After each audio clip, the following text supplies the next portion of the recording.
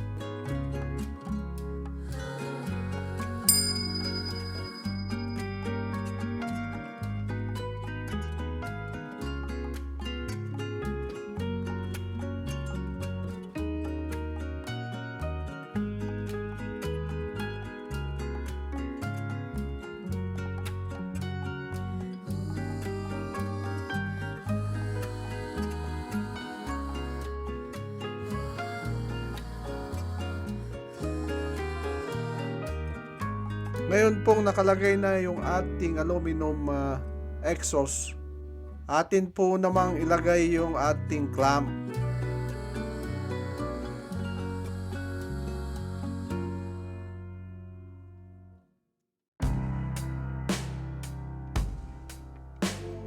At kung makikita nyo nga po na talagang mahaba po yung ating hose clamp.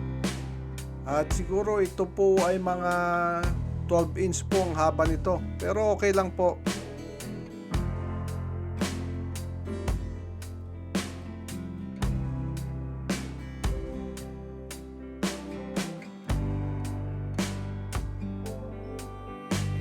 At atin munang higpitan ito ng bahagya, tsaka natin po iayos sa loob yung sobrang hose clamp para po hindi po sa gabal sa inyo. At iharap po natin yung higpitan na kitang kita po natin.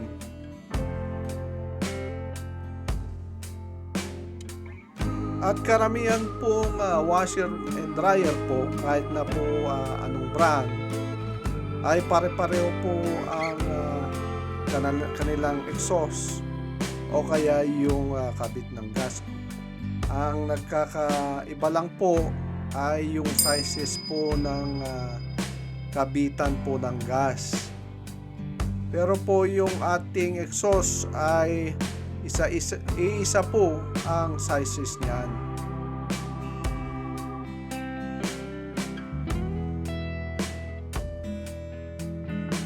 Tayo naman po ay magtungo dito sa gas line. Ito po ay hindi na po ginagamitan ng Teflon, hindi po katulad ng ibang connection o connector. At syempre po ang karamihan na pong ginagamit natin ay yung liquid Teflon.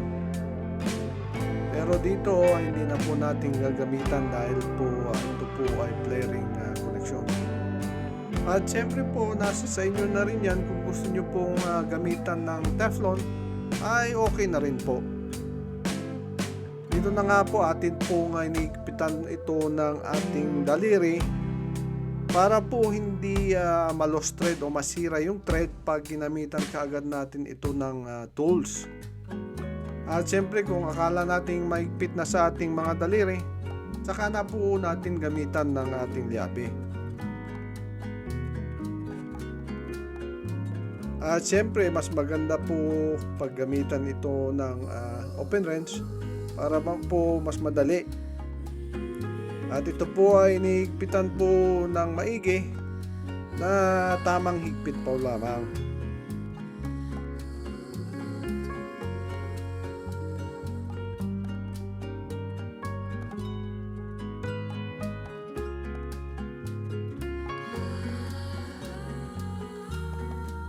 Yung iba po ay nagtatanong kung paano ba itinetes itong ating mga gas connection.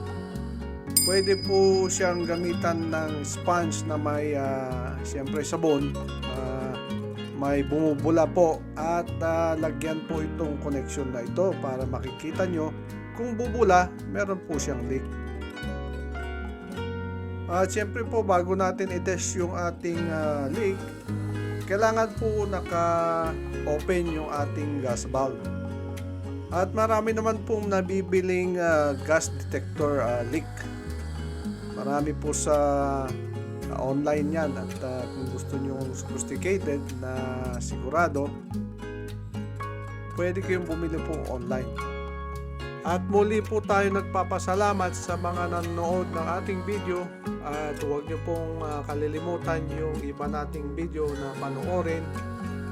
At ito na naman po si Pinoy Espeña na lagi pong nagpapasalamat sa inyo.